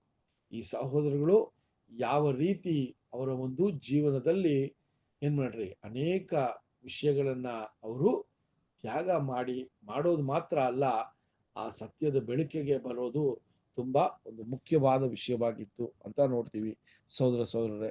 ಸೊ ಆ ರೀತಿಯಲ್ಲಿ ನೋಡ್ರಿ, ಇದೆಲ್ಲ ಕೂಡ ಆ ಎಫೆಸ ಪಟ್ಟಣದಲ್ಲಿ ಇದ್ದಂತ ಏನ್ರಿ ಸಹೋದರಗಳಿಗೆ ಸಭೆಯ ವಿಚಾರವಾಗಿ ನೀವು ಹೆಂಗೆ ನಡ್ಕೋಬೇಕು, ಹೆಂಗೆ ನೀವು ಆರ್ಗನೈಸ್ ಮಾಡಬೇಕು, ಅಥವಾ ಯಾವ ರೀತಿ ನೀವು ಈ ವಿಚಾರಗಳನ್ನ ತಿಳ್ಕೋಬೇಕು ಅನ್ನೋದನ್ನ ಅಲ್ಲಿ ಹೇಳುವಂಥದ್ದಾಗಿದೆ ಸಹೋದರರೇ. ಸೊ ಇದೆಲ್ಲ ಈ ಜನಕ್ಕೆ ಹೇಳಿದಾಗ ಇನ್ನೊಂದು ಮುಖ್ಯವಾದ ವಿಷಯವನ್ನ 27ನೇ ವಚನದಲ್ಲಿ ನಾವು ನೋಡ್ಬೋದು. 20ನೇ ಅಧ್ಯಾಯ 27ನೇ ವಚನ.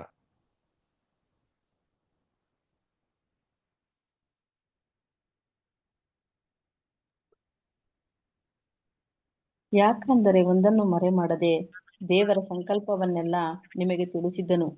ದೇವರು ಸ್ವರಕ್ತದಿಂದ ಸಂಪಾದಿಸಿಕೊಂಡ ಸಭೆಯನ್ನು ಪರಿಪಾಲಿಸುವುದಕ್ಕಾಗಿ ಪವಿತ್ರಾತ್ಮನು ನಿಮ್ಮನ್ನೇ ಆ ಹಿಂಡಿನಲ್ಲಿ ಅಧ್ಯಕ್ಷರಾಗಿಯೂ ಇಟ್ಟಿರುವುದರಿಂದ ನಿಮ್ಮ ವಿಷಯದಲ್ಲಿ ಎಲ್ಲಾ ಹಿಂಡಿನ ವಿಷಯದಲ್ಲಿಯೂ ಎಚ್ಚರಿಕೆಯಾಗಿರಿ.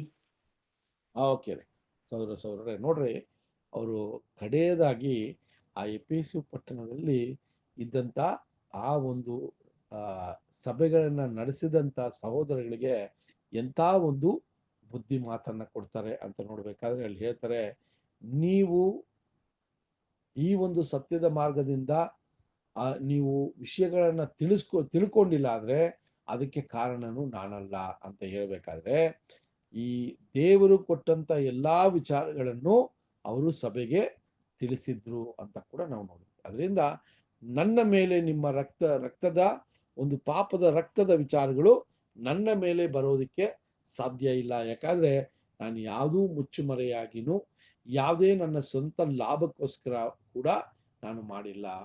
ಎಲ್ಲ ಕೂಡ ಸಭೆಯ ವಿಚಾರದಲ್ಲಿ ಕ್ರಿಸ್ತನ ನಂಬಿಗಸ್ತನಾದ ಒಂದು ಶಿಷ್ಯನಾಗಿ ಈ ವಿಷಯಗಳನ್ನ ಮಾಡಿದೆ ಅಂತ ಹೇಳ್ತಾರೆ. ಅದಾದಾಗ ಅಲ್ಲಿ ಹೇಳ್ತಾರೆ, ಆ ವಿಚಾರಗಳನ್ನ ಹೇಳ್ಬೇಕಾದ್ರೆ ಸಹೋದರರೇ, ಈ ವಿಷಯಗಳನ್ನ ಹೇಳ್ಬೇಕಾದ್ರೆ ನಾನು ದೇವರ ಸಂಕಲ್ಪವನ್ನ ಸಂಪೂರ್ಣವಾಗಿ ನಿಮಗೆ ತಿಳಿಸುವಂತದ್ದಾಗಿದ್ದೀನಿ ಅಂತ ಹೇಳ್ತಾರೆ. ಸೊ ಇದು ಒಂದು ಸಭೆಯನ್ನ ಒಂದು ಸಂಪೂರ್ಣವಾದ ಬೆಳವಣಿಗೆ ಒಳಗೆ ನಾವು ಸಭೆಯನ್ನ ನಡೆಸಬೇಕು ಅಂದ್ರೆ ಅದಕ್ಕೆ ದೇವರ ಆತ್ಮವು ತುಂಬಾ ಮುಖ್ಯ. ನಮ್ಮ ಒಂದು ವಿಚಾರದಲ್ಲಿ ನಾವು ದೇವರ ವಿಚಾರಗಳನ್ನ ಇನ್ನ ನಾವು ಅರ್ಥ ಮಾಡಿಕೊಂಡು ನಮ್ಮ ಜೀವಿತವನ್ನ ಆ ರೀತಿಯಲ್ಲಿ ಅಳವಡಿಸ್ಕೊಂಡು ನಾವು ನಡೆಯೋದನ್ನ ಅಲ್ಲಿ ನೋಡ್ಬೇಕಾದ್ರೆ ಸಭೆಗೆ ಒಂದು ಮಾದರಿಯಾಗಿರ್ತೀವಿ. ಅದನ್ನೇ 28ನೇ ವಚನದಲ್ಲಿ ಹೇಳ್ತಾರೆ. ಏನಂತ ಹೇಳ್ತಾರೆ ಅಂದ್ರೆ, ನೀವು ನಿಮ್ಮನ್ನೇ ಎಚ್ಚೆತ್ತು ನೋಡಿ ಅಥವಾ ನೀವು ನಿಮ್ಮನ್ನೇ ಗಮನಿಸಿ ಅಂತ ಹೇಳ್ತಾರೆ. ಯಾಕಂದ್ರೆ ನಿಮಗೆ ಕೊಟ್ಟಿರುವಂತ ಈ ಸಹೋದರ ಸಹೋದರಿಯರು ಈ ಒಂದು ಈ ಒಂದು ರೀತಿಯ ಮನಸ್ಸಿನಲ್ಲಿ ಇರೋದ್ರಿಂದ ಸಹೋದರ ಸಹೋದರ ಅಲ್ಲಿ ಹೇಳ್ತಾರೆ, ದೇವರ ಆತ್ಮದಿಂದ ನಿಮ್ಮನ್ನ ಈ ಸಭೆಯನ್ನ ನಡೆಸುವಂತ ಸಹೋದರಗಳಾಗಿ ನಿಮ್ಮನ್ನ ಮಾಡಿದ್ದಾರೆ. ಇದು ಯಾಕೆ ದೇವರು ಇದನ್ನ ಮಾಡಿದ್ರು ಅಂದ್ರೆ, ನಾವೆಲ್ಲ ಕೂಡ ಪಾಪವನ್ನ ಮಾಡಿ ದೇವರ ಪಾಪಕ್ಕೆ ಗುರಿಯಾಗಿದ್ವಿ. ನಾವು ಈ ಲೋಕದಲ್ಲಿ ಮಾಡುವಂತ ವಿಚಾರಗಳಲ್ಲಿ ಈ ಹಣ್ಣು ಹಂಪಲು ಈ ವಿಷಯಗಳನ್ನ ನೋಡ್ಬೇಕಾದ್ರೆ ಇದು ನ್ಯಾಚುರಲ್ ಆಗಿ ಈ ಕಾರ್ಯಗಳನ್ನ ನೋಡ್ತೀವಿ. ಸೊ ಹಂಗಿರುವಾಗ ಸಹೋದರ ಸಹೋದರರ ಅಲ್ಲಿ ಒಂದು ವಿಶೇಷವಾದ ವಿಷಯವನ್ನ ಈಗ ಪ್ರಕಟಿಸ್ತಾರೆ. ಆ ಸಭೆಯ ನಡೆಸುವಂತ ಸಹೋದರಗಳಿಗೆ ಒಂದು ವಿಶೇಷವಾದ ಒಂದು ವಿಷಯವನ್ನ ಹೇಳ್ತಾರೆ. ಏನಂತ ನೋಡ್ಬೇಕಾದ್ರೆ, ನೀವು ನಿಮಗೆ ಕೊಟ್ಟಂತ ಸಹೋದರ ಸಹೋದರಿಯರನ್ನ ನೀವು ದೇವರಲ್ಲಿ ನಡೆಸೋದಿಕ್ಕೆ ದೇವರು ನಿಮ್ಗೆ ಕೃಪೆ ಮಾಡ್ಲಿ ಅಂತ ಹೇಳ್ತಾರೆ.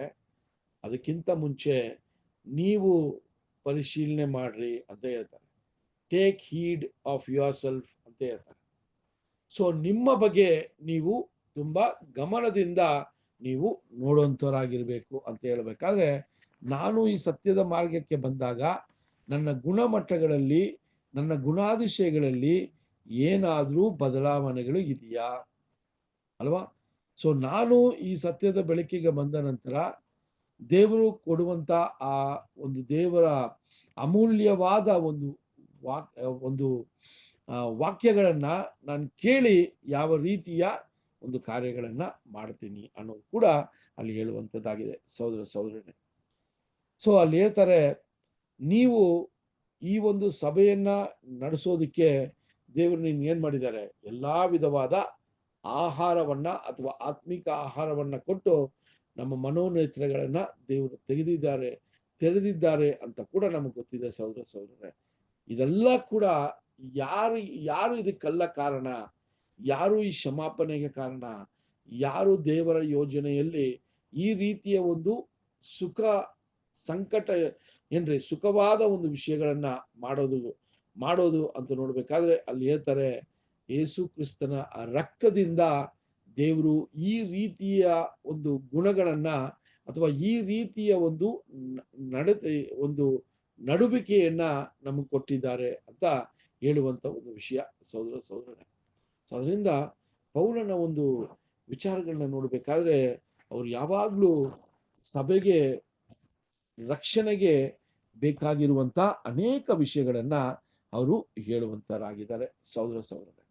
ಸೊ ಅದಾದ ನಂತರ ನೋಡಿ, ನಾವು ಒಂದೊಂದೇ ಹಂತವಾಗಿ ನೋಡ್ಕೊ ಬಂದ್ರೆ, ನೀವು ಪರ್ಸನಲ್ ಆಗಿ ನೀವು ಮತ್ತೆ ಈ ವಿಷಯಗಳನ್ನ ಮೆಲ್ಕಾಕಿದ್ರೆ ಅಲ್ಲಿ ಪೌಲನ ಒಂದು ಅಡ್ವೈಸು ಯಾವ ರೀತಿ ಅದು ಅವರಿಗೆ ಒಂದು ಉತ್ತೇಜನವನ್ನ ಕೊಡ್ತು, ಯಾವ ರೀತಿ ಅವರಿಗೆ ದೇವರ ಮೇಲೆ ಇರುವಂತ ಭಯ ಇನ್ನ ಹೆಚ್ಚಾಯಿತು, ಇದೆಲ್ಲ ಕೂಡ ಇಲ್ಲಿ ನಾವು ನೋಡ್ಬೋದು ಸಹೋದರ ಸಹೋದರ. ಯಾಕಂದ್ರೆ ಕ್ರೈಸ್ತು ಆ ರೀತಿಯ ಗುಣಗಳನ್ನ ಹೊಂದಿದವರಾಗಿದ್ರು.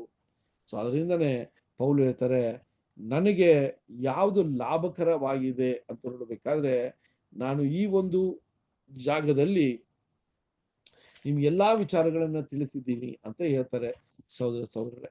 ಸೊ ಈ ಒಂದು ವಿಷಯಗಳನ್ನ ನಾವು ನೋಡಿದಾಗ ಕಡೆಯದಾಗಿ ಪೌಲನು ಒಂದಷ್ಟು ವಿಚಾರಗಳನ್ನ ಅಲ್ಲಿ ಹೇಳ್ತಾರೆ. ಏನಂತ ನೋಡ್ಬೇಕಾದ್ರೆ, ಆ ಒಂದು ಸಭೆಯಲ್ಲಿ ಇರುವಂತ ಆ ಸಹೋದರರಿಗೆ ಯಾವ ರೀತಿಯ ಒಂದು ವಾರ್ನಿಂಗ್ ಕೊಡ್ತಾರೆ, ಯಾವ ರೀತಿಯ ಒಂದು ಎಚ್ಚೆತ್ಕೊಳ್ರಿ ಅಂತ ಹೇಳ್ತಾರೆ ಅಂದ್ರೆ, ಈ ಒಂದು ಕಾಲ ಸಮಯದಲ್ಲಿ ನಿಮ್ಮ ಮಧ್ಯದಲ್ಲಿ ಆ ವಚನವನ್ನ ಓದೋಣ. 20ನೇ ಅಧ್ಯಾಯ 29ನೇ ವಚನವನ್ನು ಓದೋಣ. ಅಪೊಸ್ತಲರ ಕಾರ್ಯಗಳು 20ನೇ ಅಧ್ಯಾಯ 29ನೇ ವಚನ. ನಾನು ಹೋದ ಮೇಲೆ ಕ್ರೂರವಾದ ತೋಳಗಳು ನಿಮ್ಮೊಳಗೆ ಬರುವುದೆಂದು ನಾನು ಬಲ್ಲೆನು. ಅವು ಹಿಂಡನ್ನು ಕನಿಕರಿಸುವುದಿಲ್ಲ. ನೋಡ್ರಿ, ಅಲ್ಲಿ ಹೇಳ್ತಾರೆ, ಎರಡು ವಿಚಾರವನ್ನ ಹೇಳ್ತಾರೆ. ನಾನು ಹೋದ ಮೇಲೆ ಏನ್ರಿ, ತುಂಬಾನೇ ಡೇಂಜರ್ ಆಗಿರುವಂತ ತೋಳಗಳು ಈ ಒಂದು ಸಭೆಯಲ್ಲಿ ಅಥವಾ ನಿಮ್ಮ ಮಧ್ಯದಲ್ಲಿ ಈ ಒಂದು ತೋಳಗಳು ಬರುವಂತ ಸನ್ನಿವೇಶಗಳು. ಆ ತೋಳಗಳು ಬಂದು ಏನ ಅವರು ಮಾಡ್ತಾರೆ ಈ ಒಂದು ವಿಚಾರದಲ್ಲಿ ಅಂತ ನೋಡ್ಬೇಕಾದ್ರೆ, ಸಹೋದರರೇ, ಅಲ್ಲಿ ಏನ್ರಿ, ಆ ಸಹೋದರ ಮಧ್ಯದಲ್ಲಿ ಒಂದು ಗಲಭೆಯನ್ನ ಉಂಟು ಮಾಡಿಸುವ ಕಾರ್ಯ, ಅದನ್ನೇ ಹೇಳ್ತಾರೆ. ಸೊ ತೋಳಗಳು ಬಂದಿದೆ.